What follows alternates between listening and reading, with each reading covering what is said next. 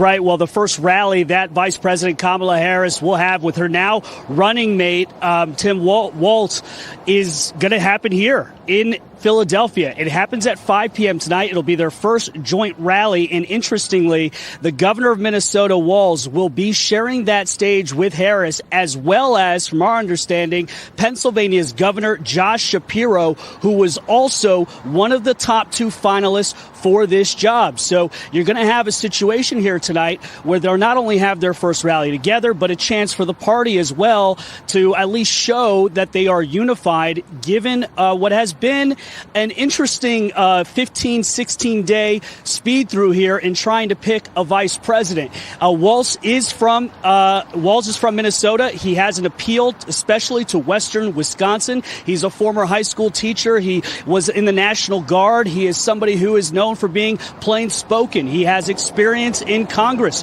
serving as 6 terms in the House of Representatives and 2 terms in Minnesota. An interesting thing here, obviously, is that this was a pick that was being pushed by progressives, including Senator Bernie Sanders, as well as the United Auto Workers Union, who all endorsed Walz as the pick over Pennsylvania Governor Josh Shapiro. Interesting pitfall here, though, could be the fact that he was governor of Minnesota during the George Floyd riots. He was really attacked by Republicans, and he even said himself that he could have done a better job during that situation, including calling in the National Guard sooner and calling in more National Guard troops as the cities were lit on fire during those riots. So that'll be something to look into.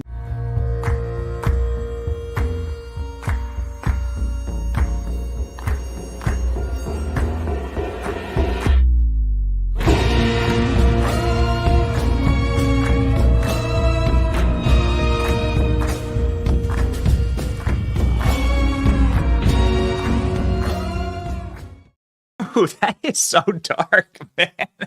How'd you guys like that?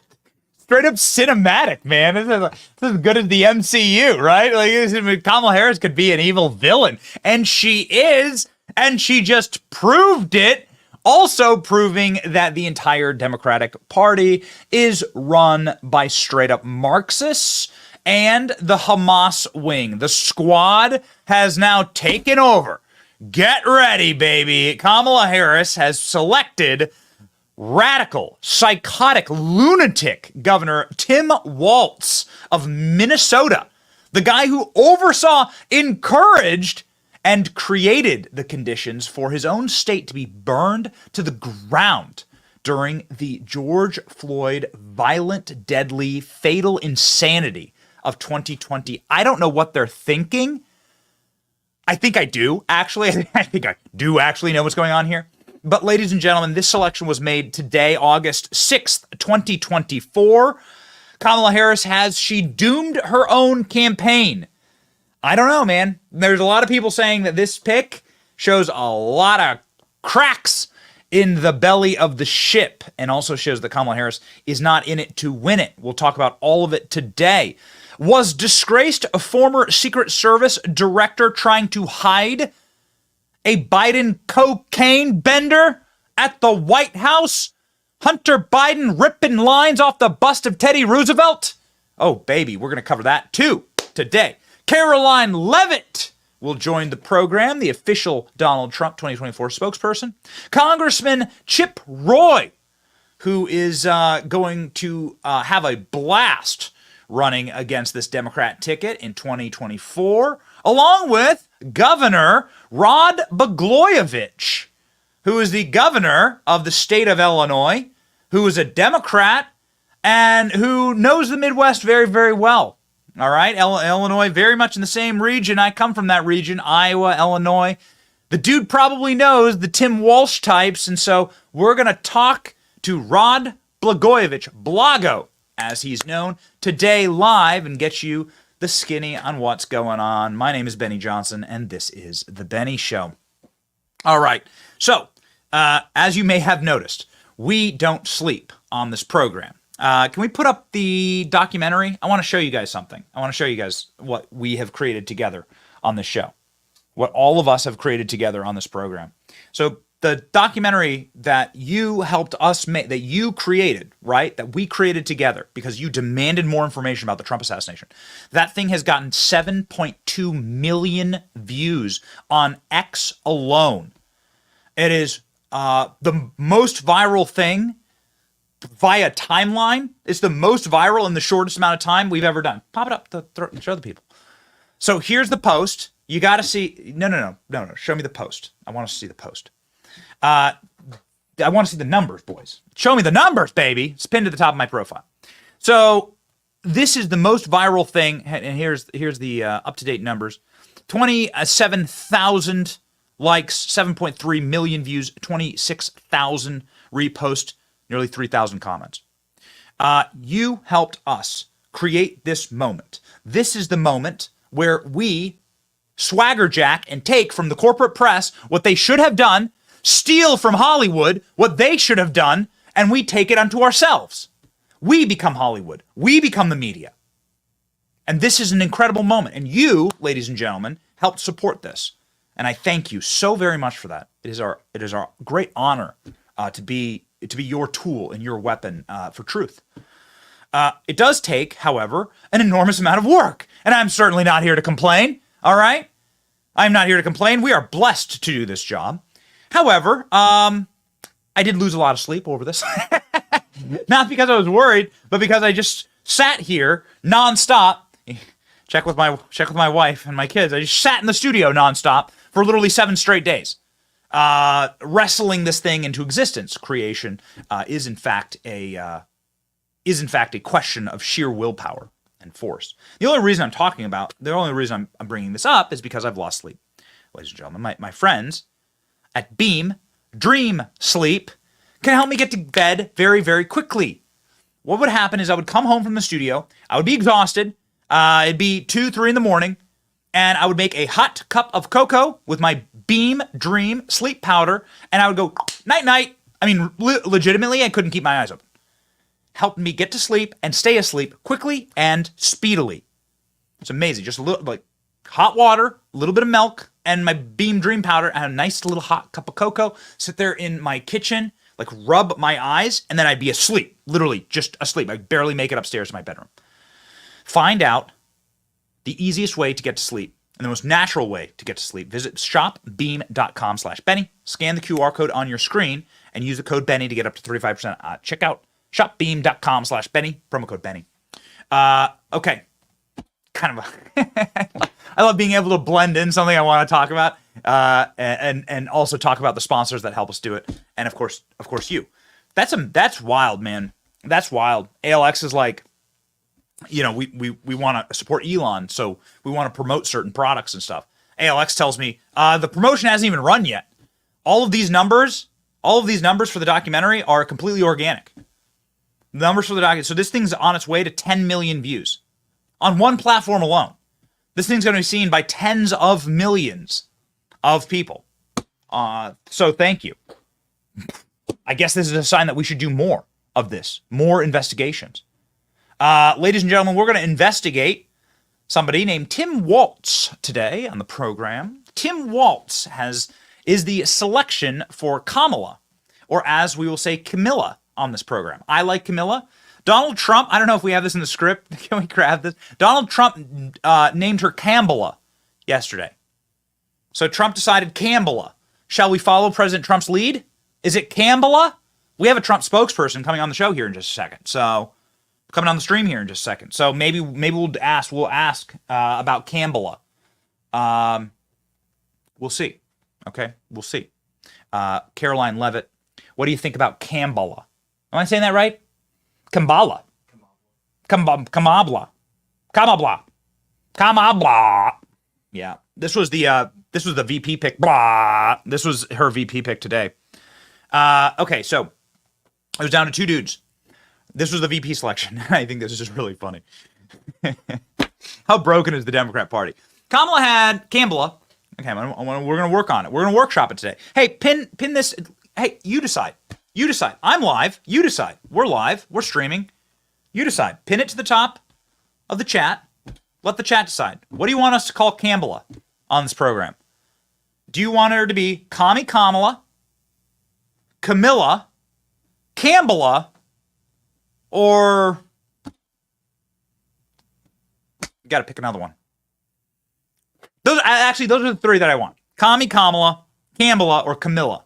Which ones do you guys want? You choose, and I will say it. Okay? You choose, and I will say it. From now on the show. Looking at the chat right now. There's a lot of people. Kamala. Chameleon Kamala or Coconut Kamala. Uh-oh. All right, add Coconut Kamala on there just for fun. All right, Coconut Kamala is the last one. Alex, let me know when the poll's up, and everyone vote.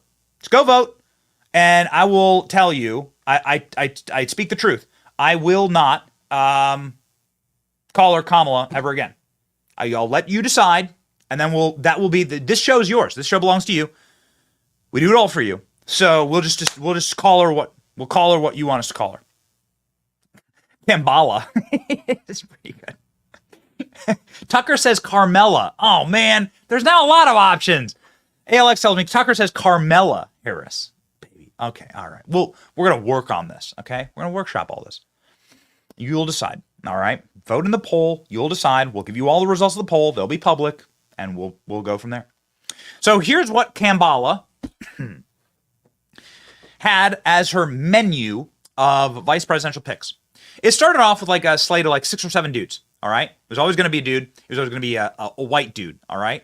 It's like going to your local delicatessen for a late lunch, and you're like, do you have any crisp whites? Do you have any young whites? Do you have any old whites? And you're looking at the wine list. This was what Kamala's list had on it. All right. She was just shopping whites for this list. Now, who was she going to go with? There were a bunch of governors that she had selections with. About half the states have Democrat governors. I think less than half, but around there. So she was going sort of like that governor option, which it's sort of what she came from the Senate. You choose a governor, you kind of match them up, right? So you have both houses, right? You have the executive branch, and then you have the legislative branch, right? And that typically makes a good ticket. Everyone dropped out. This is what I find particularly interesting. Everybody dropped out. All right. Now I'm waiting for like deep sourcing on how this all happened, but all of these governors, like these semi-moderate governors, I don't know how the hell Kentucky has a Democrat governor, but they do. Bashir is his name. Roy Cooper from North Carolina. These are like the Democrat governors. These Democrat governors were like, I'm out. They meet Kamala one time, and she's like, coconut tree. They're like, I'm out. And so Kamala was left, and by the way, we have, tangle my earpiece here. We do have our Kamala poster. There we go. So Kamala was left looking very much like this. All right. She was left screaming and angry because all of the VP candidates that she wanted were out. They were like, I'm out. And she was left with 2. There's this very craven, like very creepy guy who has this horrible past history of covering up sexual harassment, covering up straight up homicides in Pennsylvania. His name's Josh Shapiro. Josh Shapiro also, this is a very, very interesting little bit of his past. Josh Shapiro worked at an Israeli army base. Did you know this? That's pretty interesting. Why is Josh Shapiro working at an Israeli army base? He also worked for the Israeli embassy and wrote a bunch of op-eds. He worked PR for the Israeli embassy and wrote a bunch of op-eds about how there'll never be peace in the Middle East, and the Israeli government should pretty much just bulldoze all Palestine, all the Palestinian people. You can check. It's all available. Go look for yourself. They were furiously trying to scrub his Wikipedia to get rid of all this stuff. It's hysterical. And in fact, the guy was forced, this like dirty little midget lunatic, Josh Shapiro from Pennsylvania, the guy who was the Secretary of State and promised that Donald Trump wouldn't win Pennsylvania, wink, wink, nod, nod, vote dumps in the middle of the night. That guy, the guy who has photos with George Soros and his creepy little kid to secure access to the ballots. Yeah, we know what that means. So little midget Shapiro crawls out this weekend and does this deeply extremely humiliating, like, apology for his own religion. You know, I don't consider myself like I'm not like some Orthodox guy. I'm a simple Christian, is what we always say on this program. And we're not ashamed of that. We say Christ is king on this show. We're not ashamed of that. You'll never be able to offer me anything. Nothing. Take it all away. Take it all away.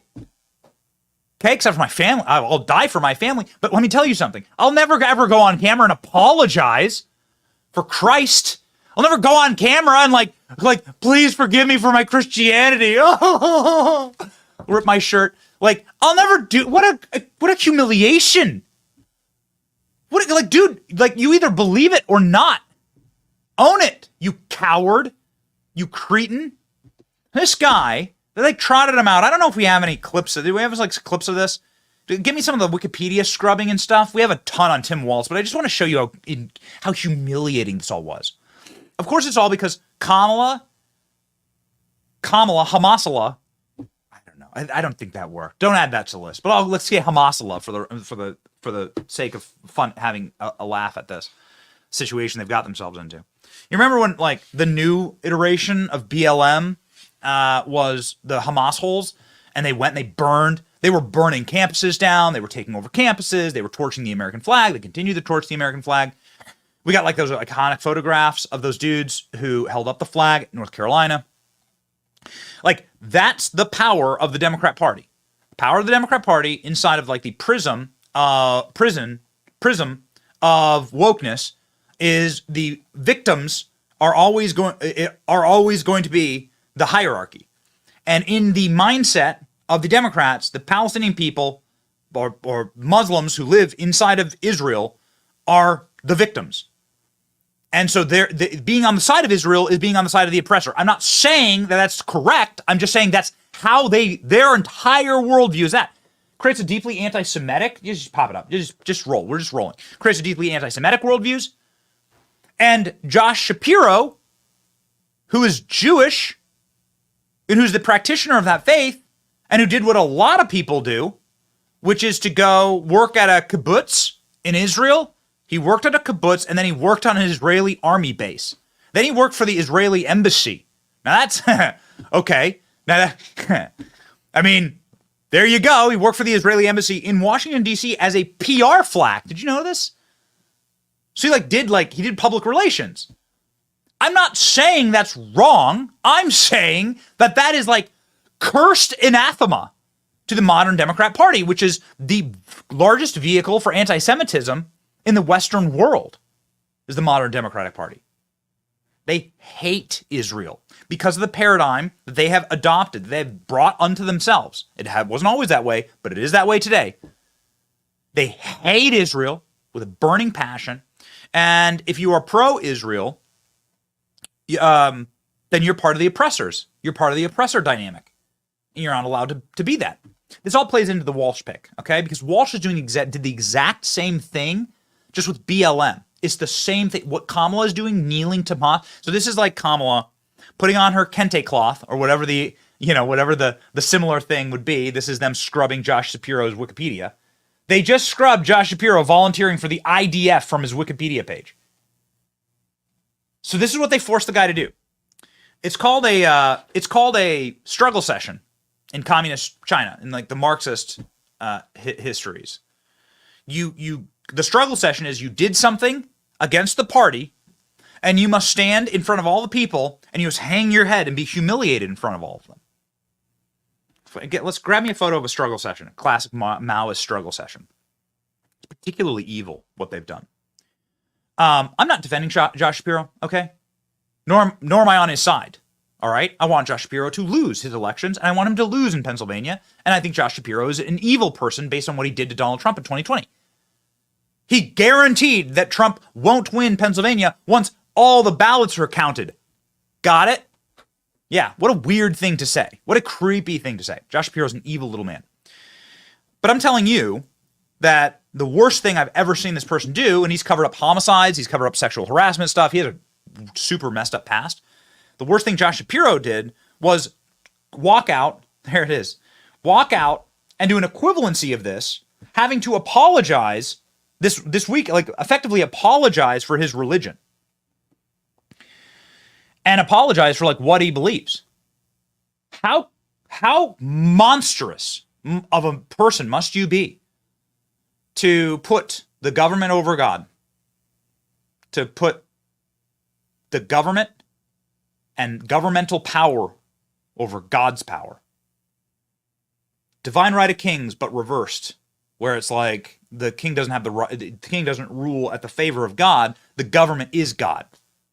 Now that's just straight Marxist tautology there.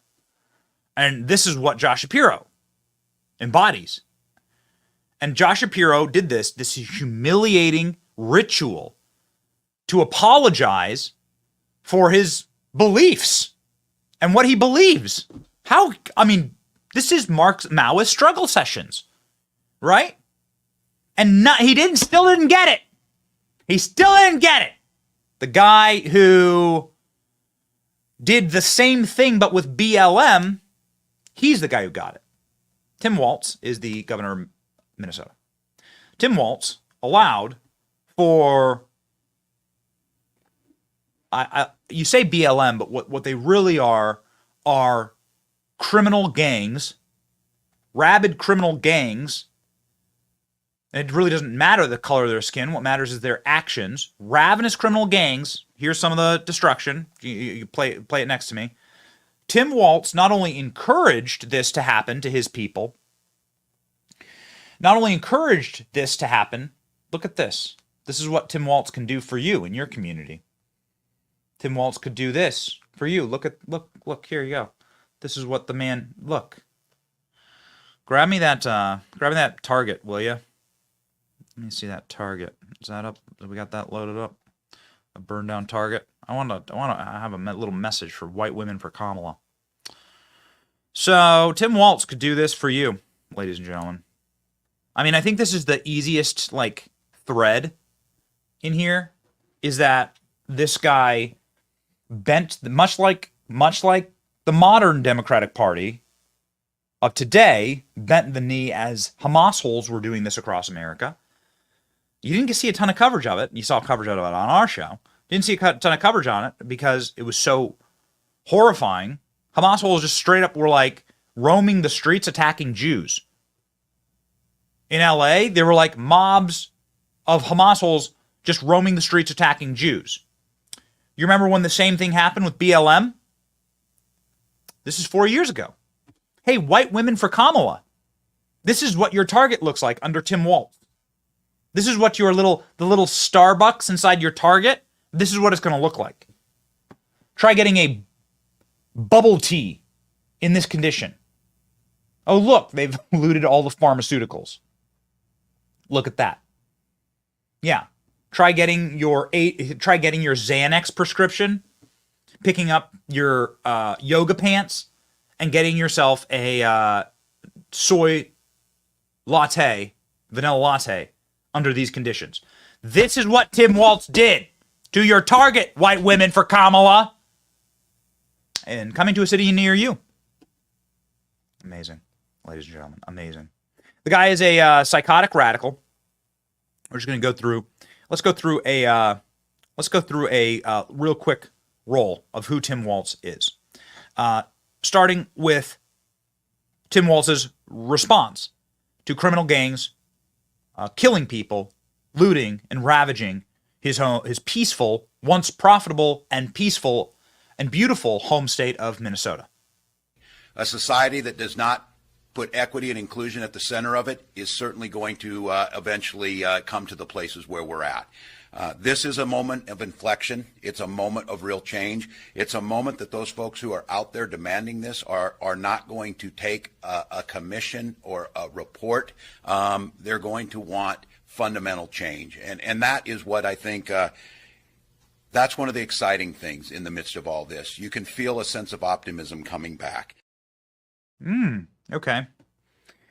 How about let's just go to the dozens of black Americans who were killed. Let's just go to the dozens of black Americans who were killed in the BLM riots. Is it optimistic for you, Tim? Are you optimistic about that? Was that optimistic for you? Here's what local news in Minnesota had to say about Governor Walz after the atrocities that he created. And I want to also add, I've been texting with our news director while we've been on the air saying, I know you have a request into the governor, anything. And they are refusing to make any kind of statement right now. Listen, we know they're busy, but I can't think of anything more important right now than explaining to us why we are allowing this to happen again. And once again, we are asking the governor, we're asking Mayor Fry, what is the plan here? You said there was a plan yesterday. You said there was a plan for today. And in both instances, we haven't seen. And tonight, it seems even more inexcusable. You can understand how last night maybe got away from them. They didn't know what was going to happen. Well, they gave up the 3rd precinct last night. And to tonight not be able to respond to this, it doesn't make sense. I wish someone would explain to us the thinking behind this. Surely they're having these conversations about what we are going to do if and when. What was the conversation around this? If this started happening again in the 3rd precinct or in a different precinct, was this the plan? This was the plan? Was this the plan? Yes, it's the plan, idiot. Do you not understand what Marxist takeovers are? For Marxist takeovers to happen, you have to disrupt the entire society. And Tim Walz, although he's like a very doughy, Pillsbury-looking dork force from the aw-shuck state of Minnesota, his goal is he's a bloodthirsty Marxist. And he says so. First off, you have to understand, the whole goal, Maoist goal, the whole goal of a societal takeover, the socialist takeover of any society, is you have to destroy the systems that currently exist. You have to disconnect people from those systems. Here's Tim Walz saying, I'm a socialist. Call me a commie. Go. But we can get out there, reach out, make the case. And for one thing, don't ever shy away from our progressive values. One person's socialism is another person's neighborliness. Okay. Ladies and gentlemen, this is exactly what Tim Walz has done. He has opened up his state and even changed his state's flag to look far more like the flag of Somalia. You'll note that in this, you can put it up, and in this, there you go. Yeah, look at this. He actually took the old flag of Minnesota. There are this is the Ilhan Omar district in Minneapolis. There we go. And they changed their state flag to look, and it looks shockingly like the nation flag of Somalia. This is how much Tim Walz wishes to legitimately destroy all that came before him and to remake it in the form of what? Becoming a sanctuary city. This is the goal. Go. Should Minnesota be a sanctuary state?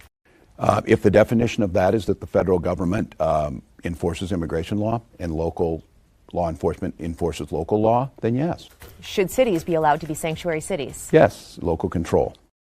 Yes. Oh, wow. Okay. So the federal government shouldn't have any capacity to deport illegals. In fact, Tim Walz says, I should build ladders. I want to buy a ladder factory to get more illegals in. More criminal aliens. More people to burn down your cities and streets because they have no connection to that land and no connection to that place. And so why not burn it to the ground? Listen, he says it. And I think seeing a plan that's out there, talking about it with folks, knowing that he's not going to do anything. He talks about this wall. I always say, let me know how high it is. If it's 25 feet, then I'll invest in the 30-foot ladder factory. That's not how you stop this.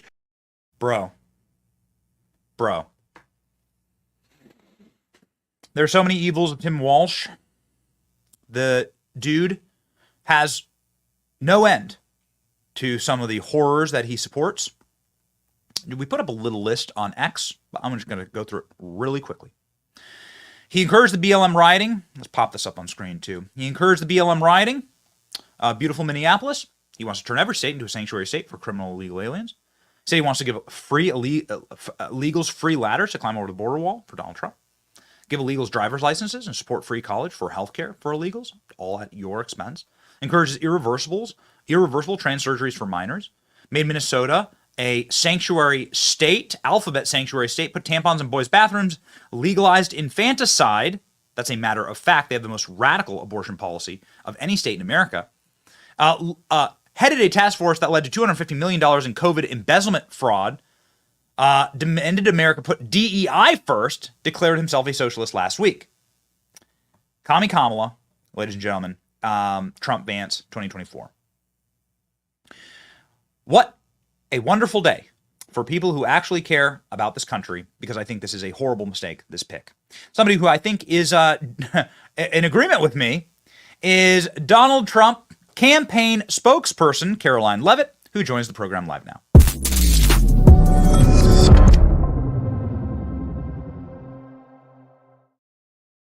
Karoline, thank you so very much for the, exciting moment to join our show today, and I think explain what the hell's going on with Kamala. Well, we welcome Tim Walz to the presidential race. Let me tell you, as President Trump put out on his Truth Social a few minutes ago, thank you, because Tim Walz is a gift to Kamala Harris's ticket, because they have now become the most far left ticket in American history. And the Oppo book on Tim Walz is deep. This guy is one of the most far left governors in the country. He is open borders. He's soft on crime. He's pro defund the police. He is pro gender transition surgeries for minors.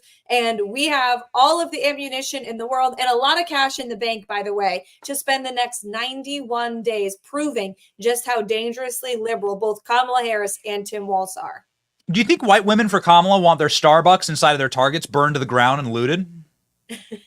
I don't think they want that at all, but that's what they're going to get if they elect Kamala Harris and Tim Walz. If you want to know what America will look like, look at Minneapolis in the summer of 2020. The entire city was on fire, and Tim Walz allowed it to happen. After that, he actually doubled down on his defund the police movement support and said that cops are racist. Now, we need law enforcement in this country. We need law and order. And if white women for Harris want to enjoy their lattes and enjoy their peaceful Target trips, then they best vote for President Trump, because he's the only candidate in this race who's going to bring law and order back to this country. Yeah, I think there's a pretty wild Oppo book on Tim Walz, and it's almost like it's too you wonder which direction you should go when it comes to like what a sociopath this guy is.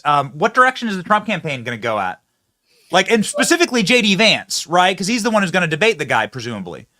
Yes, and we look forward to that opportunity. Absolutely. Look, Tim Walz, a few things that your audience and Americans deserve to know. First of all, he is soft on crime, just like Kamala Harris. He signed a sanctuary city law in Minnesota. He signed a law in Minnesota giving licenses to illegal immigrants. That is unacceptable. That's putting Americans last. And with Kamala Harris, as the borders are, we know there's been more than 11 million illegal people that have come into this country from all over the world. And Tim Walz wants them to be able to freely enter and be able to drive and therefore be able to vote in many states as well. That's unacceptable. Tim Walz is also anti-American energy, just like Kamala Harris. He has signed one of the most radical environmental laws in the country, a ban on carbon-based fuels in Minnesota by 2040. That will be disastrous for the consumers in Minnesota and across this country. That is a gift to the Chinese Communist Party. It will do nothing to help the environment. It will do everything to threaten our national security and bring up the cost of living in Minnesota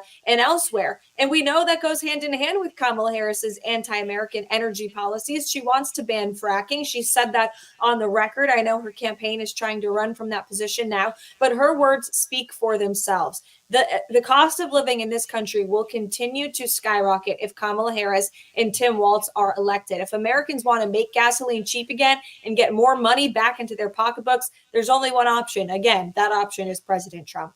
The dude did call himself a socialist, which is right. which is a precursor to communism. So it's like, this guy, that is very much a gift to you.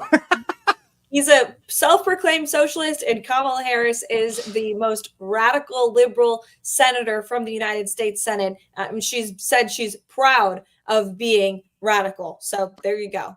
just really quickly here, because I know we're short on time, but yesterday we had Aiden Ross do this amazing stream, this internet-breaking stream seen by tens of millions after the fact, millions as he was live with President Trump, Cybertruck dancing, so freaking awesome. I know you had a hand in that, and I know that J.D. Vance is 39 years old, right, and is definitely the youngest person now across any of these tickets. Kamala is 60, right? So this idea that Kamala is this young candidate isn't true, and Tim Walz also in his 60s.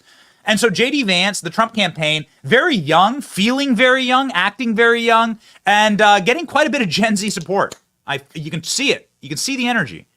Absolutely. Well, the energy comes from the top, and it comes from President Trump, who has more energy than anyone I have ever met in my life. And he brings that energy to our team in the campaign trail every single day. And we are having an active outreach to Gen Z voters and millennial voters across the country right now, because we know that they are dissatisfied with the Harris-Biden policies that have made life in this country more expensive. It has crushed the American dream for young people. I mean, who can afford in their 20s and 30s to purchase a home right now? Not many Americans can, even if they have a good paying job. And so President Trump is running to restore that American dream for young Americans. The Aiden Ross live stream was just one example of how he's actively working to reach out to these young voters. And it's epic. I mean, look at that. How can you not? Karoline, this is like, I know, again, you have a major hand in these things happening, and it's the destruction of dinosaur media. Trump doesn't need dinosaur media. These clips went more viral than any interview, not going to name, just choose anybody, right, inside of a corporate box. These clips, you've never seen a Trump interview go viral like this. Do more of this, right? Like, this is so odd. This really grabs the energy and really shows the differences. I don't think Tim Walz with his ladder factory for illegals has this energy. No, he doesn't. And the alternative media is certainly a part of our strategy, right? Because we understand that is a massive audience in these alternative platforms outside of the mainstream media. And President Trump is willing to do it. Whenever he's asked by some of these folks if he can join their podcast, he always says yes. He's willing to do it and to reach different audiences. Unlike Kamala Harris, who's now been the appointed nominee of the Dem Party for more than 2 weeks and has not sat down for a single interview, not even with her friends in the very liberal mainstream legacy media. She can't handle it because she wants to run from her record. She's trying to run the same basement strategy that Biden ran in 2020. It's not going to work, but President Trump will continue to do all sorts of interviews, appear at all sorts of venues. He's unafraid, and that's why he's winning. The Benny Show. We can go stream. We could also do a pretty amazing stream, right? We're going to be... Consider it on the list, Benny. All right. Fantastic. Really quickly, you did say Kamala. Is it Kamala? We did see this yesterday. Is it now Kamala? What's the official campaign name? Well, it's whatever DJT says it is. So we'll see what he puts out on True Social today. Every day is different with this man. Okay. All right. So a final word to... A final word on the pick, the Walz pick, because there are many online that are saying that Josh Shapiro, who was forced to apologize for his religion, who was forced to try and scrub his Wikipedia because he worked at an Israeli army base and with the IDF and worked as a PR flack for the Israeli embassy. There's a lot of people saying Kamala is completely owned now by the Hamas wing of the party, the squad, and that this was an anti-Semitic pick, right? Josh Shapiro, she didn't like his religion. It was too much of a liability for Democrats, and that they've just gone full anti-Semitic. There's a lot of that online, and saying that Josh Shapiro was just like that was the deciding factor. What do you think about that? Yeah, Kamala Harris choosing a running mate was the first major decision for her as the Democrat Party's nominee. And not only with this decision did she prove how dangerously liberal she is by picking a far-left governor in Tim Walz, she also proved that the Democrat Party has unfortunately become the party of anti-Semitism. They have become the party that caters to the demands of far-left pro-Hamas terrorist sympathizers in this country. And it's unacceptable. And to all Jewish Americans out there, you are welcome in the Republican Party. You are welcome to freely express your religion, to freely support Israel. We will always support Israel. President Trump will always stand with Israel, and we're unafraid to say that, unlike Kamala Harris and the Democrat Party. And what a sad, sad state it is that we have a major political party in this country that is so blatantly anti-Semitic. Yeah, the dude had to go apologize for his own religion. I mean, what a communist struggle session. Right. Like what a wicked thing to make a person do. And what does that tell you about these people, right? That they care far more about power than their own beliefs, you know, and their own mortal soul. It's just pretty dark, actually. Yeah. Not dark is the Aiden Ross interview with Trump. Just genius, absolute genius. We said it. This broke the dinosaur media forever. And the Trump campaign is running the most exciting and energetic Gen Z campaign, I think, ever. And Karoline Leavitt is one of the people responsible for it. So Godspeed. Everyone go follow her, right? Make sure that she has as much power and capacity to reach as many people. 200,000 Americans. Can't be wrong. Get in there and follow Karoline Leavitt. Godspeed. Thanks, Betty. We appreciate you.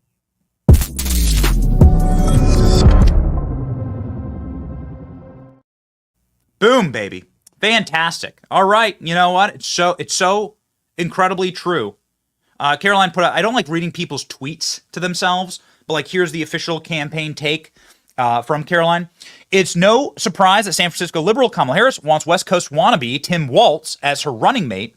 Walz has spent his governorship trying to reshape Minnesota into the image of the Golden State, or the used to be Golden State. Walz pretends to support Americans in the heartland. When the cameras are off, he believes that rural America is mostly cows and rocks. From proposing his own carbon-free agenda to suggesting stricter emissions control to gas-powered cars, allowing convicted felons to vote, Walz is obsessed with spreading California's dangerously liberal agenda nationwide. Walz won't tell the voters the truth. We will. Just like Kamala Harris, Tim Walz is a dangerously liberal extremist. The Harris Walz, which Charlie Kirk says sounds like a cheap, sleazy law firm. Harris Walz. It does, though, doesn't it? California dream is every American's nightmare. There's one final little divot point that I want to get to here with who Tim Walz is. While we say that like he embodies very much Marxist tautology in his style of governing, which is allow my Gestapo, right? Like my thugs, my KGB, to go and terrorize the innocent. This is what always happens. This is what's happening in Venezuela right now with Maduro. Allow for my agents, which were the riots, which were the criminal riots of 2020, to go burn and attack innocent people with impunity. Okay, do nothing. Tim Walz leaked the guard. He held up the National Guard from coming into Minneapolis. So Trump ordered the National Guard in. He held them up and then leaked their plans. Did you know this? Bro, we're going to ask Chip Roy about this. Did you know this? He leaked their plans. Okay, so for our next segment, I want to, or maybe like with Chip Roy, we'll talk about this.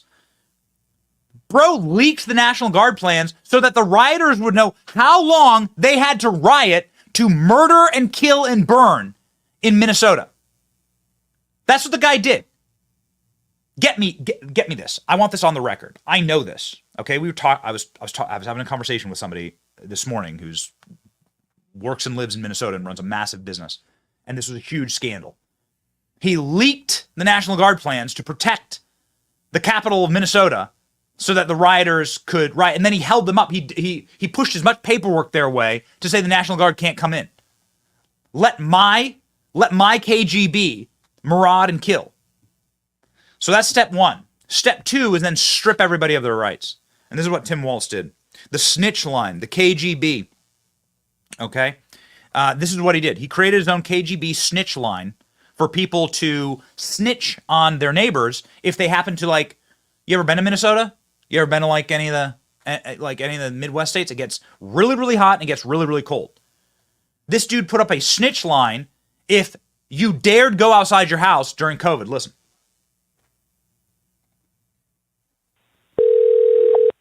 Hello, you have reached the Department of Public Safety stay-at-home hotline. The information you leave is considered public information.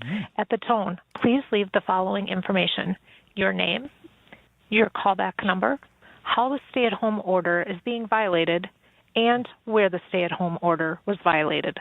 Thank you. Record your message at the tone. When you are finished, hang up or press pound for more options. Interesting. Okay. Mr. KGB. Isn't that right? Yeah.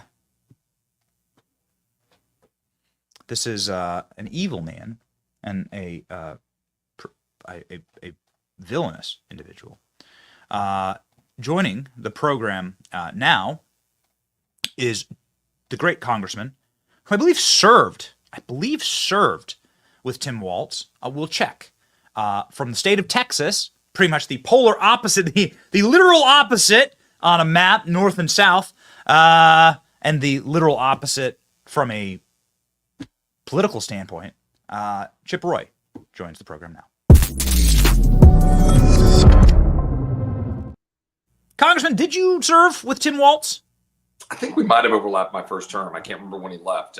Didn't work with him in any significant way. But you know, look, this is a day that I think speaks volumes about the state of the Democratic Party, passing over Governor Shapiro. And what was very clearly, I have a professor from the University of Virginia, Larry Sabato, right? You know who Larry Sabato is. Yeah. And Sabato put out and said the Democrat playbook is to do no harm, quote unquote. So I posited today, well, what's that harm that you were referring to? And I pointed out that we know what the harm is, right? Which was to not pick a Jewish governor instead of a basically Hamas sympathetic governor. And I think that's the obvious harm. And Larry won't really admit it. Neither will other progressive radical Democrats. You do serve with the marquee member of the Minnesota delegation to Congress, which is Ilhan Omar. So she's excited. She's thrilled about it. And they just remade their their state flag to very curiously model Ray Charles could see that this is very similar to the Somali flag, and Tim Walz is loving it, right? Because you must tear down the old structures, decolonization. This is what it means. No, that's exactly right. I mean, look, this is obviously putting a Minnesotan on the ticket. It kind of harkens back to my youth, 1984. When Walter Mondale was on the ticket. I remember an old Dennis Miller routine in which he talked about Walter Mondale, and he said, you know, this guy makes McGovern look like William the Conqueror. You know, when I went to bed, Reagan had 537 electoral votes and Mondale had 3. I mean, talk about not having a date to the prom. He spent $40 million and I almost tied him, right? That's a Dennis Miller quote from some stand-up in the 80s. But look, here's the deal. If we underestimate this ticket, okay, we underestimate it at our peril. Walz is a radical progressive Democrat. You rattled off all the list. Karoline Leavitt rattled off the list. Everybody on Twitter is rattling off the list. I've retweeted the list. We'll keep making known the list. But he was actually pretty effective in Minnesota. Minnesota was trending our direction, remember. They had a divided legislature to some degree.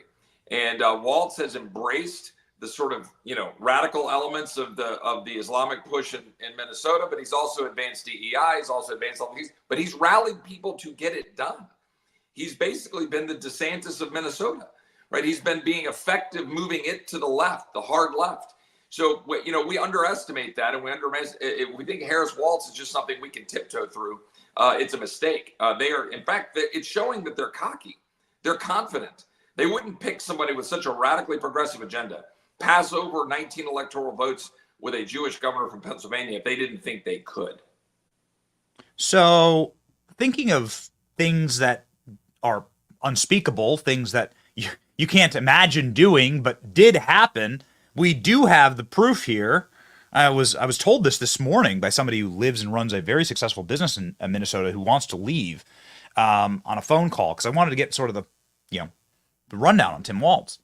And he says, do you know that his daughter was tweeting line positions of the National Guard? And we actually have those tweets right here. I want to confirm this. The Guard cannot be sent in within minutes. It takes time to deploy because they come from all over the state. To be clear, the National Guard will not be present tonight. This is Hope Walz. This is his psychotic little daughter tweeting about when and how long the looters have to pillage and destroy their state. It was like, bro, what is this? Yeah, I mean, look at her.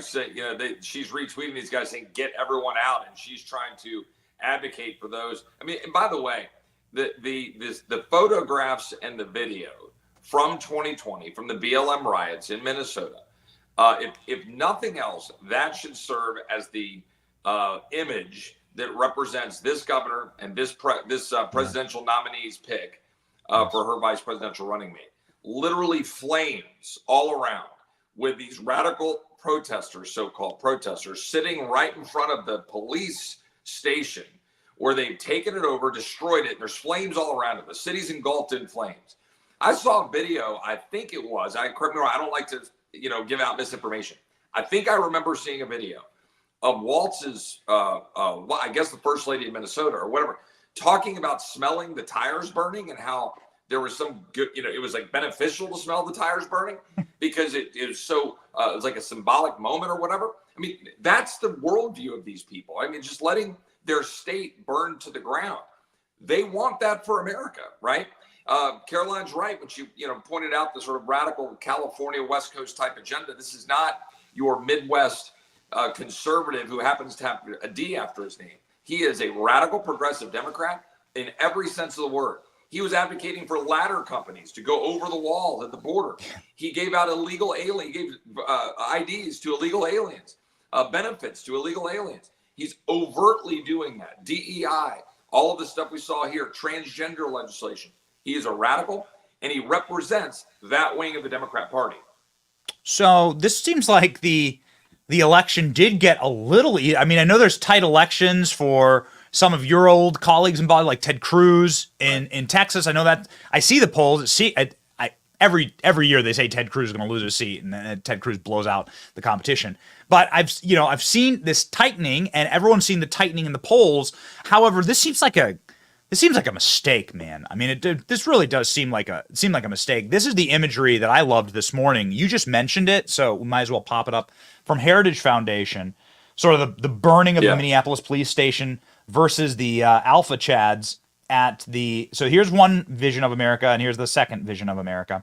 You can choose, right? Like you can choose, like Chad Bro, White Boy Summer, hold the American flag up, energy, or torching the American flag. They just burned an American flag on the grounds of Congress, right? Like with Bibi Netanyahu's speech, right? Like they just Kamala supporters just went and burned an American flag out front of your building. We saw the remnants of it. We were there the day afterwards. It's crazy, man. No, it's actually insane. I always love it when they show the North Carolina frat boys. I mean, I'm a proud Texan, but I went to school at the University of Virginia, so I had a lot of road trips down to Chapel Hill, as I like to call it. But we got into a lot of mischief down there, presumably with some of their forefathers, as it were, back in the 1990s. But look, and God bless them for holding up the flag. But that is the visual distinction. But I want to make clear my point about Minnesota, and the reason I brought up the joke about Mondale, making McGovern look like William the Conqueror. Like the fact is, we look at this through the lens of conservatives, right? Radical, progressive Democrats, crazy ideology, all this stuff, and maybe this is their Mondale moment. He got whacked. He got 3 electoral votes. Maybe that's how it turns out this fall. Our job is to do that. Our job is to go convince the American people, win overwhelmingly, have a mandate, take massive seats in the House, gain in the Senate, and then go, do what we said we would do and transform this country. But I'm telling you, they're confident. Now, they probably are confident because of their view about President Trump, and I think that's misguided on their part. I think they're showing their hand a bit here. But we are making a mistake if we don't take seriously that this ticket, as radical as it is a ticket they believe in, that they believe they can mobilize their people and win. This wasn't Kamala doing this in a vacuum, right? I mean, this was the entirety of their operation. They unite. You saw today, Joe Manchin was out there congratulating the pick of Governor Walz. Remember Joe Manchin? He's the reasonable Democrat. He's the moderate Democrat. By the way, he's the reasonable moderate Democrat who gave us the Inflation Reduction Act when he could have stood in the way of it, but he didn't. But he is standing alongside Walz. All of their, moderate members of whoever they are, they're all rallying around. My point is just this. We need to take it very seriously and highlight for the American people the situation about criminals being out on the streets, what it means for inflation and spending, embrace of socialism, ladders at the border, open borders, IDs for illegals, and don't just dismiss this as crazy. So vision cast for us, because I believe that they've made a horrible mistake here in their selection. I think they picked the worst of 2 bad picks, and all the normal white bread Democrat governors like from Kentucky and North Carolina, they all like dropped out. They all voluntarily were like, I don't think so, actually. Like one meeting with Coconut Kamala, and you're like, no, I don't think so. But vision casting is what's going to win here. And so the Republican House, you go viral on our page every couple of weeks, Congressman, by giving an impassioned, angry speech on the floor of the House, and rightfully so. We're always on your side on that. But what people want is like, what do I get if I vote for Republicans? Yeah. Well, this is what Republicans need to put out there, what the president needs to put out there. I mean, for my position, I can't promise you anything when I'm 1/435th of 1/2 of 1/3 of that disaster that is Washington, D.C. What I can promise you is to continue to fight and try to mobilize and build coalitions. Proud part of the Freedom Caucus, proud to work with President Trump. We've got to build a coalition to go execute on what we said we would do. That means restoring order, reclaiming sovereignty, and securing the border of the United States. If you want a country that is sovereign, if you want to make sure that the radical terrorists that are on the terror watch list that was just released yesterday, all of the data showing people getting flown in here who are criminals and terrorists, then vote Republican. We will secure the border. And if we don't, we should be thrown out on our ear. We will reduce all of the rampant spending that is driving up inflation. If we don't, we should be thrown out on our ear.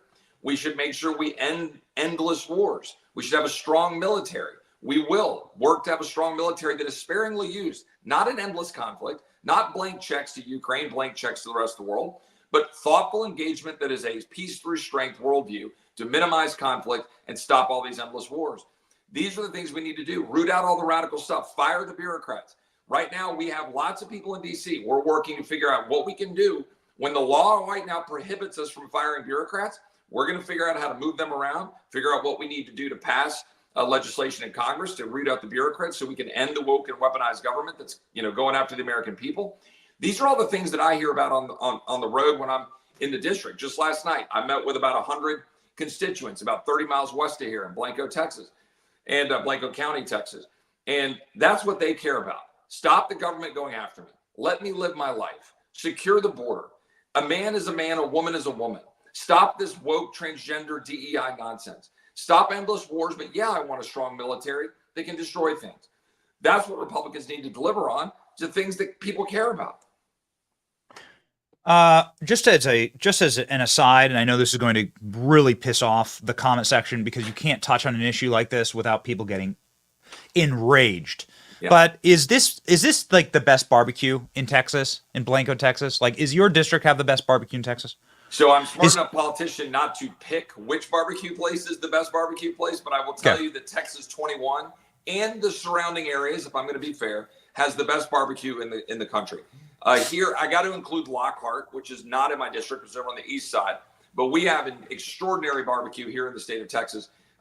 It really is truly the best. So you got Black's Barbecue in Austin, you've got Cooper's, which is just north of my district up in Llano, Salt Lick, 5 miles down the road from my house. You've got great spots all throughout my district, probably about 30 or 40 places. Lockhart, which is about 30 miles out of the district, has great barbecue over there. So we are the barbecue center of the universe, with all due respect to Kansas City and my pork-loving friends in the South. And by the way, my friends in the South are pork-loving in both the political sense and the barbecue sense, because a lot of Southerners love their earmarks. Okay. It's spicy. It's a spicy one here, Congressman. I didn't know you live 5 minutes from the Salt Lick. Salt Lick is some of the best barbecue I've ever had in my life, and I don't call myself an aficionado. I just like what I like.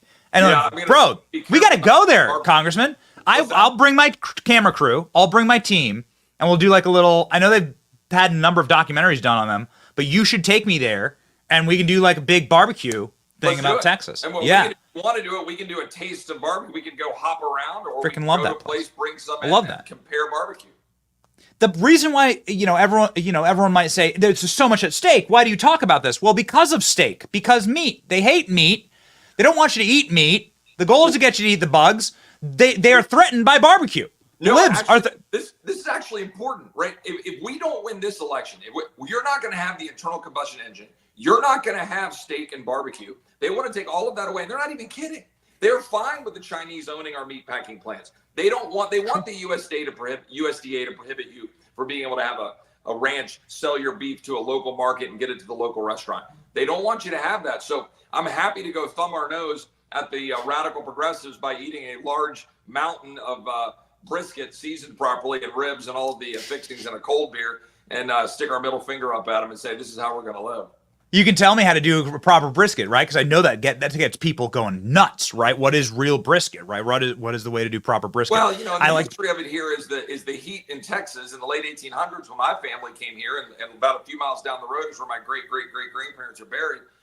They came here and they had to season their meat, right? I mean, that's what they did. And so, the salt and the pepper and the seasoning of the brisket, that's the long history of why that's been the case. And it's why we have the best brisket around. This is something that we got to put in a little mini doc. Let's do that. In calmer times, Congressman, you can find me at the Salt Lick, and I'll meet you there, and you can show us real Texas barbecue, and it'll cause people to rage in the comment section. They'll say, no, we have the best barbecue. We have the best barbecue. It'll be great. It'll be great because they'll be wrong, and we'll be right down here. So I appreciate it. I like ribs. I got to tell you, like if given just one option to grab, I'm gonna like good, properly smoked barbecued ribs is for me. So amen. Well, we're in. We'll do it. We're the heart of the barbecue, but you got to have a nice cold beer with it. So my man, Shiner Bach on me. Thank you, Congressman. Godspeed, and everybody follow the great Congressman Chip Roy from Texas. 400,000 Americans can't be wrong. Let's get them to 1 million and make sure that our friends are powerful and have the strongest voice that we can possibly lend to them. Godspeed, Congressman. Thanks, Benny. God bless.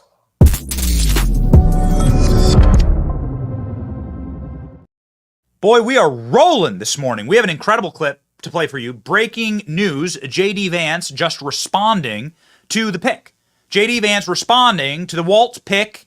He's on a plane right now, and this is filmed on a cell phone, but we have the first official response, and of course, what phone would this have been filmed on? It could be a Patriot Mobile phone. It very well might. The reason why you have to use Patriot Mobile is you got to make sure that you're there in the moment, okay? Let's say I was on J.D. Vance's plane. I would have been like, bam, with my Patriot Mobile phone right here, boom. I mean, I got multiples actually. Like, bam, bam, make sure we get it.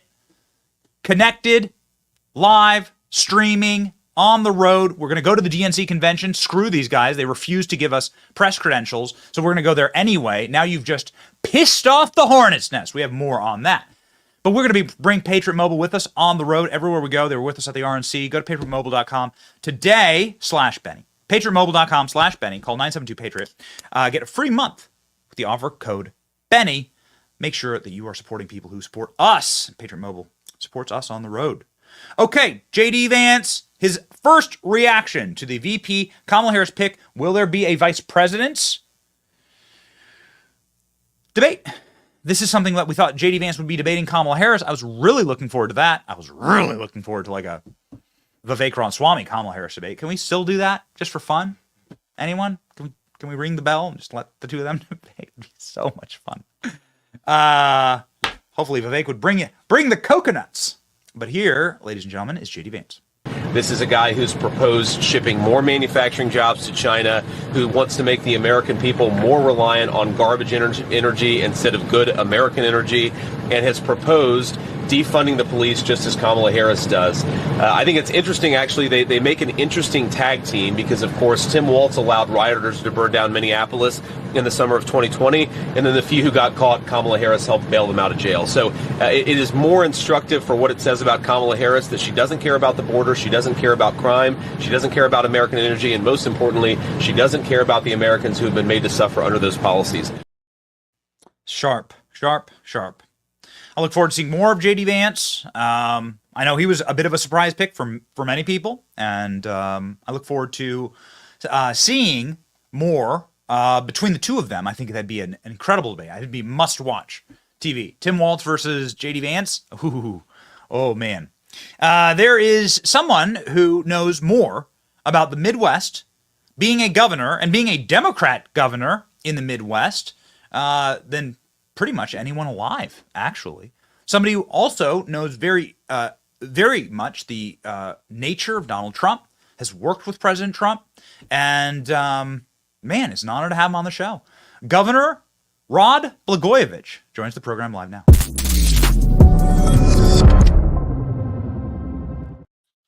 Thank you for being on, Governor. We saw you first thing in our timeline this morning talking about Tim Walz. I don't know if you personally know him or not, but open floor for you to just talk about your take on this pick for Kamala Harris. Benny, I think this really sums up what today's Democratic Party has become. It's a party that is very different from the one that I was the governor of. It's a party that has a real strong voice, I should say a strong active voice of anti-Semites who actually have too much of a say in the policies the Democrats have prioritized these days. And I think this is an illustration of it.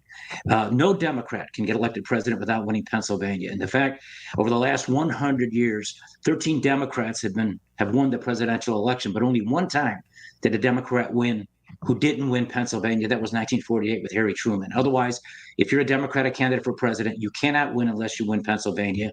The only explanation for why Kamala Harris didn't pick Governor Shapiro, who has a 61% approval rating in that state, is because his name is Shapiro, because he's Jewish, and because the hardcore left-wing anti-Semites of the Democrat Party raised objections, and she's afraid of them. She pandered to them, and she took a position, her first big decision, where she gave in to that kind of pressure. And I think it's an example of what happened to the Democratic Party. I think they missed an opportunity because Shapiro could have made a big difference in terms of their competitiveness in the state of Pennsylvania. As it is, she picked this guy from Minnesota, and we'll see what happens with regard to how he runs the race. But to me, the story is the anti-Semites of the Democratic Party won today. Shapiro got dumped because he's Jewish. Wow. I mean, this is you coming out of the gate strong. And again, we saw you top of our X timeline and like, man, the governor's hitting it this morning. Do you know Tim Walz? Have you had any interactions with him? And a secondary question to that, the way that he's run Minnesota, can you give sort of a report card on that? I don't know him. I never met him. I wasn't governor when he became the governor, but I know a little bit about his record. I know he's a very hardcore left-wing progressive on issues that really are impactful to working people. So she's basically gotten herself a younger version of Bernie Sanders to be her running mate. She's already a version of Bernie Sanders, although this guy, 24 years younger than Bernie Sanders, actually looks older than Bernie Sanders. I don't know that this really helps her much. I think they think that he can compete with Senator Vance for the votes of rural America, small town America. And that's an area that I know very well because Illinois, when I was the governor, was the fifth largest state in the United States. And demographically, it's a small United States. And the central part of our state is very conservative, Republican, agricultural. The southern part of our state is the American South. All across our state, outside of Chicago, are small towns, mid-sized towns, where working people are. And these are the towns of the Rust Belt. These are the towns that have been hollowed out by trade policies that the Democrats supported, that Bill Clinton supported, that Joe Biden supported, that Kamala Harris has supported, that have sent jobs to China and Mexico. They used to be in places like Galesburg, Illinois. I know that voter because that was a voter that helped me win. And I really believe that Vance is going to be the perfect fit to be able to improve on President Trump's already strong support among that voter. And I think the turnout's going to be the key. And I think the enthusiasm for the Trump team, coupled with J.D. Vance, his message, his story, which is compelling, and the radical left-wing ticket of the Democrat Party. This is not the Democratic Party of John F. Kennedy. This is not the Democratic Party of Harry Truman or even Franklin Delano Roosevelt. This is a party that doesn't support the police. They want to defund the police. This is the party that doesn't put a person on the ticket because he's Jewish. This is the party that claims it for Black people, but over the last many generations in the places where Democrats control populations that have a large number of Black people, conditions for the Black community have not improved. They've gotten worse. It's a Democratic Party that, frankly, is kicking God out of the Democratic Party. In fact, they kicked him out of the Pledge of Allegiance at their last convention. So that type of policy, those policy positions, they're not going to play well in Peoria, as Richard Nixon used to say back in '68 when he was running for Middle America.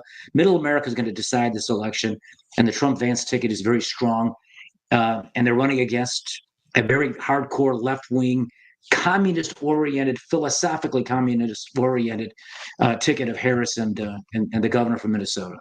Yeah, maybe you could talk about your old stomping grounds there, because as somebody who grew up in Iowa, we were often in Chicago. We were there for everything from school trips to sporting events. And we love the state of Illinois. My parents decided to move from Iowa to Rock Island, and so they were there during your governorship. We were traveling to Illinois during your governorship. Chicago was booming, man, and it was wonderful and a very safe place to go.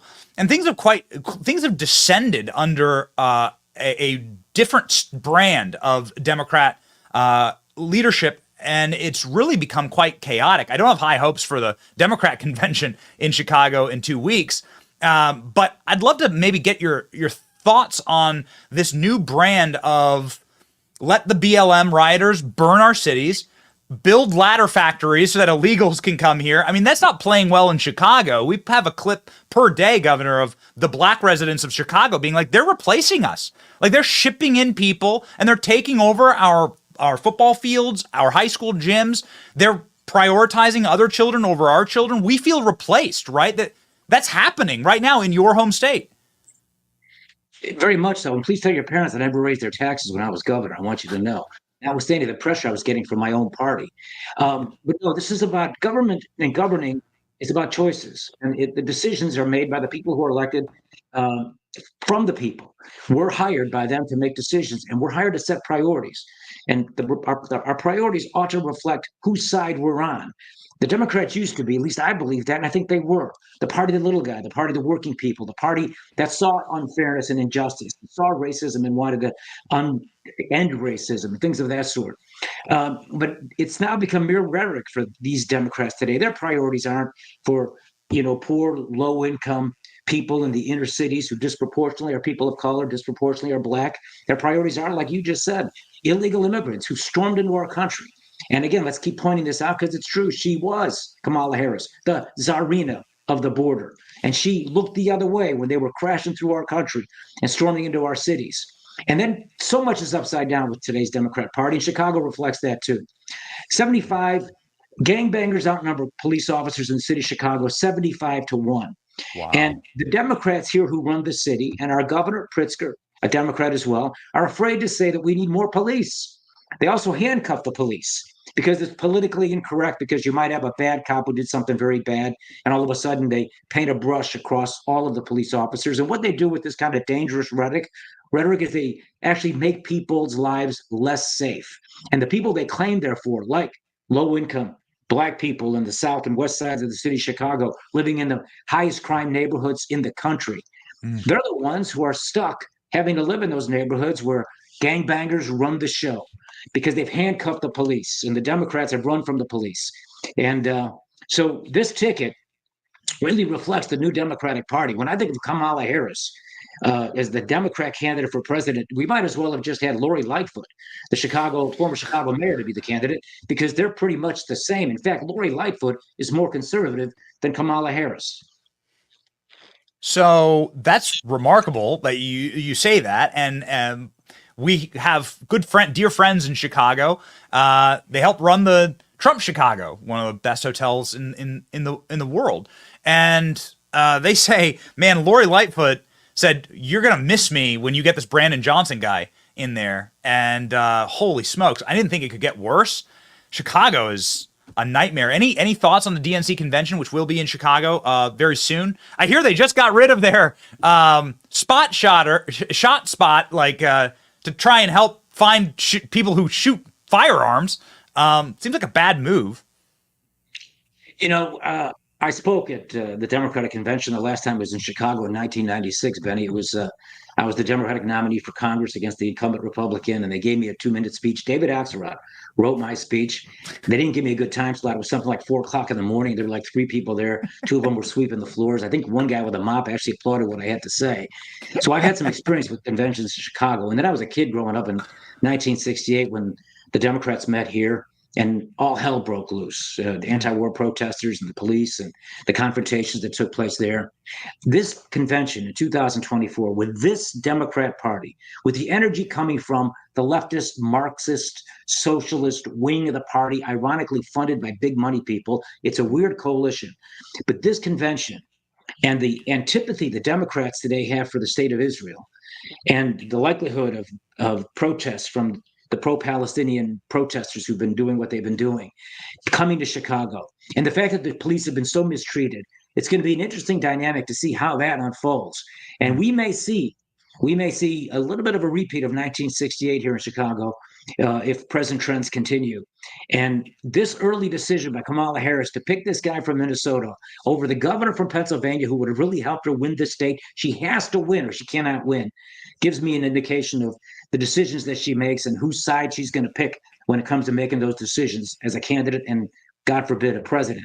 She's going to go left wing. She's going to listen to AOC and Bernie Sanders and Ilhan Omar, the woman from Minnesota, not the more centrist types that used to be the Democrats who looked after the little guy, who loved America, who supported the police, and who believed in God. So it's very interesting that you brought up David Axelrod, because the final question I have for you here, Governor, is this post that you put up about Barack Obama. And it went viral, right? It's got nearly 50,000 likes, 15,000 retweets, and 2.5 million views. There's a photo of you and Barack Obama, and you say that I've known Obama since '95. We come out of Chicago together. He knows how it works. He's behind the campaign to dump 15 million Dem primary votes and replace Biden. This was his choice. Classic Chicago Democrat machine politics, selection over election, the bosses over the people. You know, we've been saying that Kamala Harris is illegitimately installed and that this is one of the most anti-democratic things that have ever happened in the history of American politics. And pretty much a major black eye in the party of protecting democracy. It's quite an ironic turn. I wanted to give you just a chance to unpack this because there's been very much this cloak and dagger campaign against Biden, and you're saying that Obama ran it. Wow, what a backstab. Well, yes, they ought to call today's Democratic Party the undemocratic party, because how they dumped Biden was right out of the back room. Classic old-time Chicago backroom politics. In the old days, the political bosses didn't look like Nancy Pelosi or Barack Obama. They were cigar chomping guys with pinky rings, but they called the shots in the shadows of the back room in the old days. And then you had the advent of television, and then now social media and all these other things. And the thought that now today this party would do the same thing in full view, out in the open, in broad daylight, to essentially pull their incumbent president out of the race after they hoodwinked 15 million Democratic primary voters who voted for him, knowing full well that his cognitive issues were there then, just like they are now. And the only reason they did it was because they looked at the polling after that, the disastrous debate he had with President Trump. And so for political expediency, not for doing what's right for the people, they decided to get together in the back room and do what they did and how they did it and get Biden thrown off the ticket. Now what's going to happen, Benny, is they have a candidate who the more you see her, the more you don't like her. The more you see her, the more you realize she's just not up to the job. The more you see her, the more you realize she's a mile wide and about an inch thick. There's no substance to her. And she's malleable and moldable. And they're just going to hide her, is what they're going to do. And this is so dishonest in a democracy when you actually hide a candidate. They did it in 2020 with Biden. They got away with it. You watch. They're going to do that with her as well, because they're going to keep her really scripted, really tight, and away from any kind of interaction with everyday people. And I think the contrast between that style and Trump's, what many people think is sort of an undisciplined style, I think that contrast is going to be really profound, because one thing you'll say about Trump's style, whether you think it's undisciplined or not, I think it's refreshing, because I think it's authentic and I think it's honest. And I think it's why a lot of Democrats, working people who don't want to say it, they're afraid to say it, are supporting Trump and have supported Trump. They appreciate the honesty of the things he says. They're tired of scripted, fake politicians who give 2-minute speeches written by David Axelrod, like I did at 4:30 in the morning in Chicago back in 1996. And by the way, Axelrod used to write lines for me and Obama. And when Obama ran for president years later, because he worked for both of us, I would recognize some of these lines and I'd say, hey, wait a minute, I said that 4 years ago. Axelrod wrote me that line 4 years ago. Obama was using it in 2008. So this entire Kamala moment is completely manufactured by Obama, and this decision was made by Barack Obama. Do you have any insights, since you know the entire team, do you have any insights as to how they eventually manipulated Biden into stepping down? Oh, yes, I do. They basically used the stick and the carrot, more stick than carrot. And behind the scenes, using third parties, dispatching them to Biden and to his wife, probably to his son, and maybe his brother, people close to him, top aides, they threatened him. I mean, they've known Biden for as long as they have. Obama knows him better than anybody else in politics because in order to be his running mate, the Obama team had to vet him. So they've done all kinds of opposition research on Biden.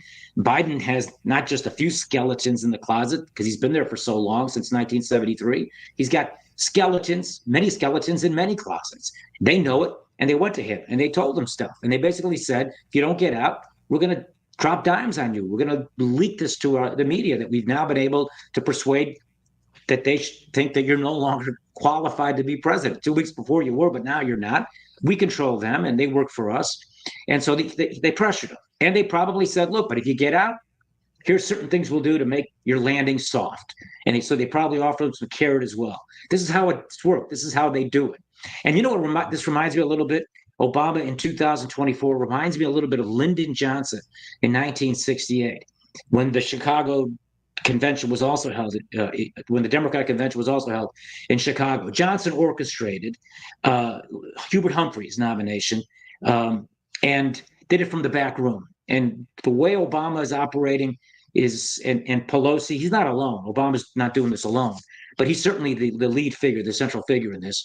The way they're doing it is very reminiscent of the old school Lyndon Johnson ward boss politics that was so prominent in the 40s, the 50s, and the 60s.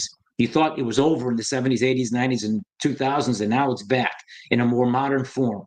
But either way, it's undemocratic, and the decisions are not being made by the working people of our country or the working people of the Democrat Party. They're being made by Obama and others from the back room. That's incredible. Yes, not a single person has voted for Kamala Harris. Kamala Harris has received 0 votes, won 0 debates to be president, and had a campaign that failed spectacularly, didn't even make it to Iowa, came in 5th in her home state of California. She was selected, not elected, as you say. So I saw this and I thought, this is a little silly. You're saying they actually brought in the Oppo file, put it down on the desk in front of Biden, and said, it'd be a real shame if NBC News got this piece of information about your family. You're saying they did that? Yes, I do. I say they did that several times, and whether they did it directly, through the use of third parties, and it wasn't just limited to NBC News. They share it with ABC, CBS, CNN, and all the others. Yes, of course, I believe that. What other reason would Biden have to step out? I mean, right now, what he's just done, he's made himself a historic figure. He'll be remembered now for a guy who should have really not been president at all. He's admitted by his action that he's not qualified to be the president. He's not capable of handling the job.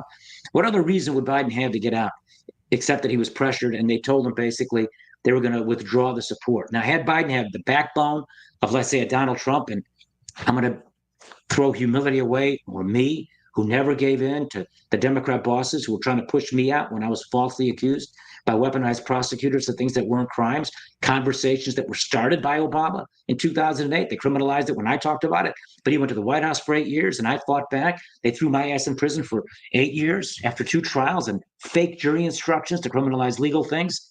I'm sorry to keep going back to that, but it was a hard, long journey.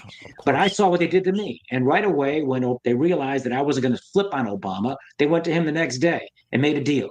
And he sold me out. And the whole Democrat establishment came down on me for things that were so obviously not crimes. They should have been supporting their Democratic governor. Instead, they ran because I became a political problem for Obama.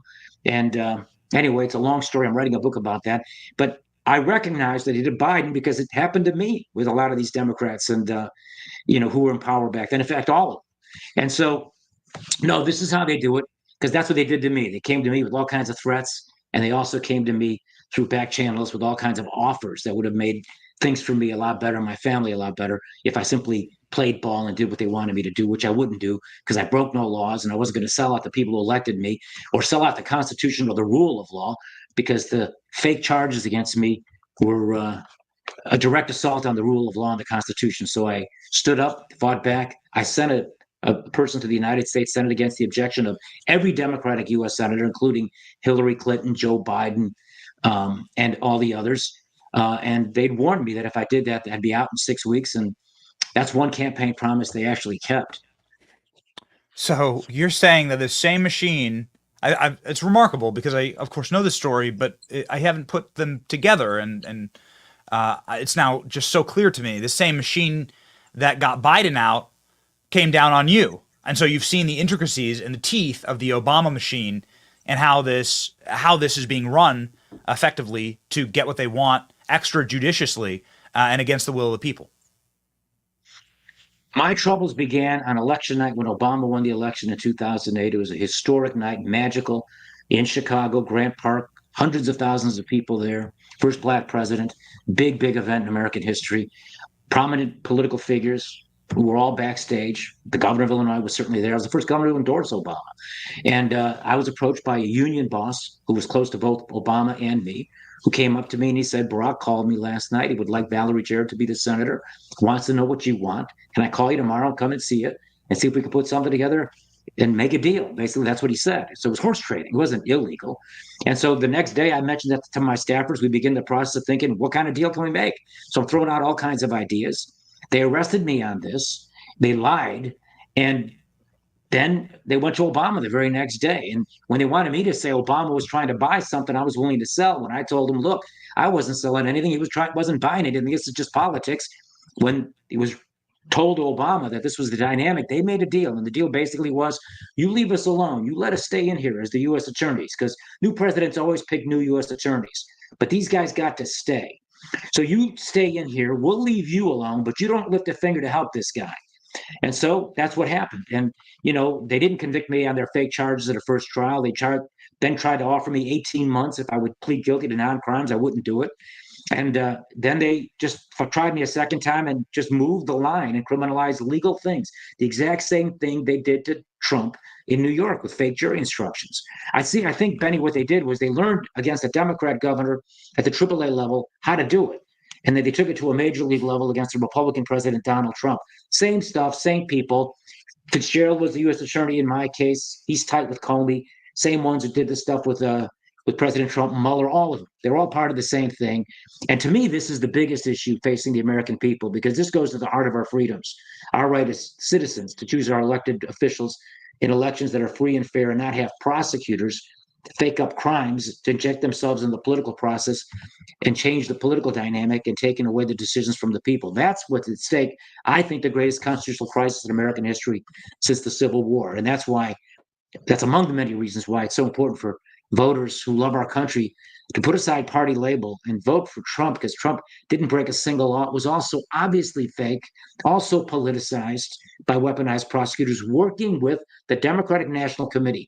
The DOJ and the DNC have been working together to do what happened to me to do to Trump. I know this because they did it to me.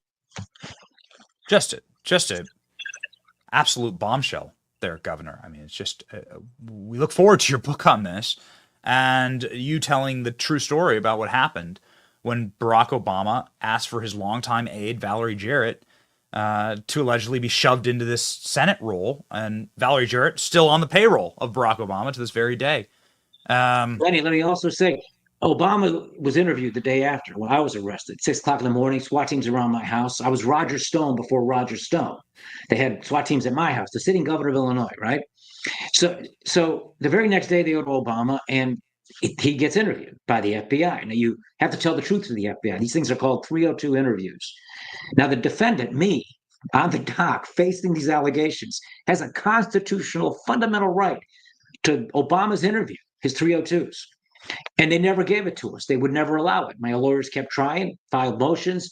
We never got them. And to this day, those FBI 302s, Obama's interview by the FBI is covered up. Just like 98% of the FBI tapes was me on the phone talking to Rahm Emanuel and Harry Reid and, all kinds of leading political figures about a legal political deal. But all of that's been covered up.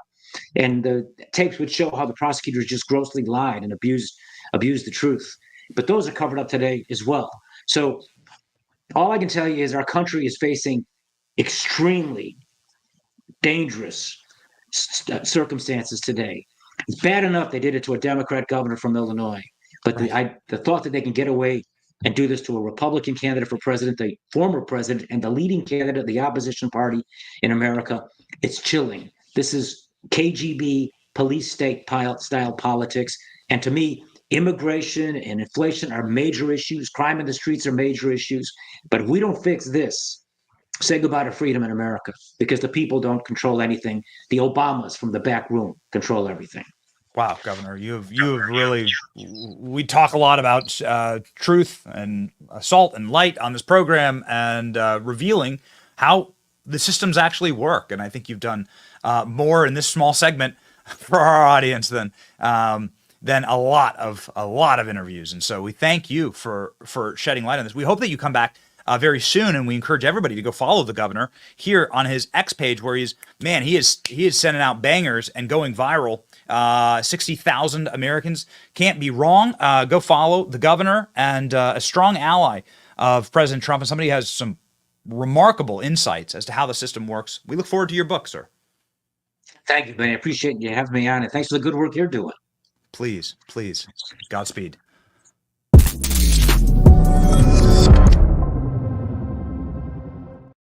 Goodness gracious, what was that?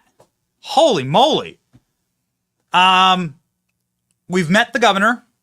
Blago, we'll call him affectionately. We've met the governor just one time in passing at an event. And followed him on X, and he followed back. And then on occasion, he sends us some of the work that he's done. And this morning, he's like, Tim Walz, man, this guy's bad news. And I said, come on the show, right? He had never been on the show. ALX, Robbie, let's make sure that he gets booked and comes on back, because that was some wild insights. You need to process all of that. Good on you, man. Good on you for speaking truth, and really, quite frankly, an incredible moment. All right, well, we teased it up front, and so we are going to do quite a shift in what we're talking about here. But why not, okay? Because it does tie in a little bit to our documentary about the Trump assassination and the horrors and the rot inside of the federal government. Kim Cheadle, that the governor actually just spoke about. So apparently okay, so interesting how this all, I'm again just processing that wild interview. The governor there spoke about how the FBI covered up for the powers that be and covered up legally for Barack Obama. And they made sure that nothing ever happened to Barack Obama, and that he was the fall guy. Well, ladies and gentlemen, this also happened with Joe Biden. Apparently, the Secret Service director wished to cover up and destroy the multiple bags of cocaine that were found at the White House. What? Oh, yeah, baby. Ousted Secret Service Director Kim Cheadle and other top officials wanted the cocaine discovered at the White House to be destroyed before further testing could take place. Real Clear Politics reported Monday that multiple heated confrontations and disagreements occurred after the baggie of cocaine was found in the West Wing locker on July 2nd, 2023. Secret Service is pushing back on the narrative, saying that the cocaine investigation was handled properly. Oh, okay. This is false, says known liar Anthony Guglielmini, who is the known liar Secret Service spokesperson, who needs to be probably criminally charged for lying to the American people about the assassination and near public execution of President Trump. The bag of cocaine was sent for destruction 1 day after the Secret Service's 11-day investigation wrapped without identifying the whodunit. They apparently found DNA on the bag. So let me ask you a question. How much DNA do you need to find out whose cocaine it is? You need just a DNA. That's it. That's how it works. You need just like one strand, and they found it. You don't need a bunch. You just need one. They found it. It's microscopic. You can match the DNA. Every DNA is totally and completely unique to each human individual, so they know that this DNA was a member of the Biden families. Which member? We don't know. We hear Joe Biden's kids have some problems, but who knows, ladies and gentlemen. So apparently, they were trying to destroy the baggie that would lead to the Bidens. This dovetails perfectly into the governor and what he just told us about how they covered up for Barack Obama. Just absolutely and totally wild. Our friend Josh Hawley was on, would this be on Fox News recently? Yeah, this was last night. Josh Hawley's been doing God's work when it comes to the investigation from the Senate side. We went with 2 members of Congress. But from the Senate side, Josh Hawley's been doing God's work on the failures of the Secret Service. Play these clips back to back. Josh Hawley talking about what he has found in his investigation. Go. What have these whistleblowers been telling your office?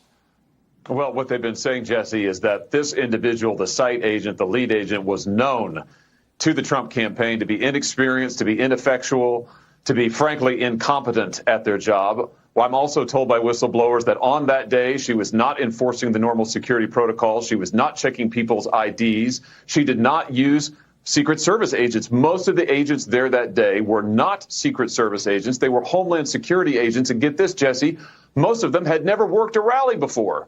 And yet this is who she chose to staff the event with, and she didn't train them or integrate them. From top to bottom, it was a total disaster. Jesse, it is a miracle, not only that Trump is alive, but that more good Americans were not killed. It's unbelievable. Saying that the site agent in charge of this security in Butler wasn't checking IDs? What do you mean? She was just letting people in? That is what whistleblowers tell me, is that IDs were not checked to allow individuals into secure areas, Jesse. In other words, it was a total free-for-all. Whistleblowers portray to me a circumstance, a situation that was totally out of control, where people were milling around, including in what were supposed to be highly secure areas. Nobody knew who they were. By the way, it was also the lead site agent's job to make sure that the line of sight for where Trump was clear, that agents could see all angles. And she didn't do that. In fact, I'm told that the line of sight was obstructed, which means that agents from different angles couldn't really see around Trump, couldn't see potential dangers to Trump. This is pretty textbook stuff, Jesse. And what whistleblowers say to me is none of it was done properly. None of it was done by the book. And frankly, when you know all that, it's amazing more people weren't killed. This person needs to be fired, as does anybody who had leadership on that day. Wow. Everything that we are finding out right now about this points to a government cover-up. We know this to be true because the government is lying about these things. What do you lie about? You lie about things that you are embarrassed, things that you found that you don't want people to find out. So the government, we've found the government lying, and we on this program believe that they intentionally put President Trump in a kill box. That's what we have said. In our show and in our documentary. We encourage you to watch it. The full thing is up for free on all of our social media. And as we said, it has been going viral. And I'll probably say this till the end of time. Thank you. Look at these graphics. Look at what we were able to build. This is our programming. Us, together, you and me. This is our program. This is what we were able to put together. An actual bullet. We were able to show you the path of the bullet. There you go. A remarkable endeavor that we set out on because we care about you. We read the chat. We love the chat. We love our subs, and we care the most about truth. It is salt and light. That is the calling of this program. And so we thank you once more. For making this a success, and we plan on doing so much more. You heard Karoline Leavitt say that we're welcome to go interview Trump live on the stream, so get ready for that, man. Get ready for that. Aiden Ross dancing with Donald Trump. Man, we can dance with Trump. Come on. We got some plans. We got some big plans. We'll be in Chicago. Get ready. We're going to take the show to Chicago. They turned us down at the DNC. They turned us down. I put this up on X last night. They said, no, you're not allowed. We're out of room. Yeah, whatever, man. We're going to go build our own bunker at the DNC, and we have shenanigans planned. It's going to be exciting. We've heard from you, and you say go, and so we shall go, ladies and gentlemen. It is our job to remake the media, to become the media. We are the media. We beat them all in streaming numbers and views over the last couple months. We're dominating the corporate press, actually. And we're going to take that power and we're going to use it for good. We're going to use it for you. We say thank you, and we also encourage you to always to interact with the show. We do read the comments. Here's your polling, by the way. We have the polls for Kamala's name. Kamala, Camilla, or Campbella, or Coconut Kamala. Kamala has won. Gotta tell you, that's what I would have voted for. I like Kamala. I think it rolls off the tongue. I think Kamala, not as much. Camilla, I think is just funny. But Kamala, I think is probably what's going to stick. Okay, well, the people have chosen, and by it, demonstrably so. This is a landslide. So it is Kamala. Expect her to be Kamala on this program. You do matter to us, and we say thank you. Join the Benny Brigade if you wish to further ask questions, interact with the show, be part of the world that we're building here. You can go to BennyJohnson.com, sign up for $5 a month, which is the cost of virtually any drink at Starbucks or any burger at McDonald's. I think that's pretty much everything on the Chick-fil-A menu is over $5. So you can support us in our mission here.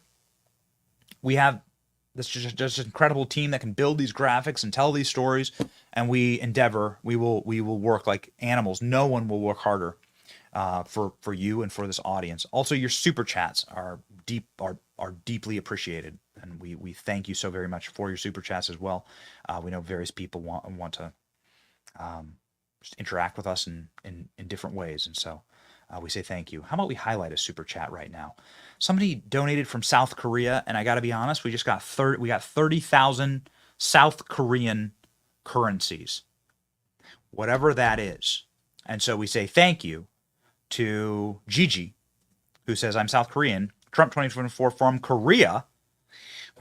When he was in the White House, my country's stock index hit record high. Now it sucks because of coconut Kamala. And the donation is in South Korean currency. About 2177. Okay. What is the name of the South Korean currency? I apologize. I actually don't know. The won. Okay. Well, there we go. All right. So thank you very much, Gigi, for 30,000 won. I deeply appreciate that. Benny, her name is Kambambala Soras. She's half Obama Inc. Kambambala. Angela says Kamba flop Scamala. Okay, all right. We're rolling here, man. We're rolling. All right, what's it gonna be? Which one's it gonna be? So here we go, ladies and gentlemen. A important note. Let's read one more here from External Vigilance. Remember, democracy never lasts long. It soon wastes, exhausts, and murders itself. There has never been a democracy that did not commit suicide, says John Adams. Only God's kingdom lasts forever. Perfect. Yes, correct. Thank you, External Vigilance. I actually completely agree with this. And it's why we do the work that we do here. Ladies and gentlemen, this ties us in very nicely and beautifully into our verse of the day from John 16.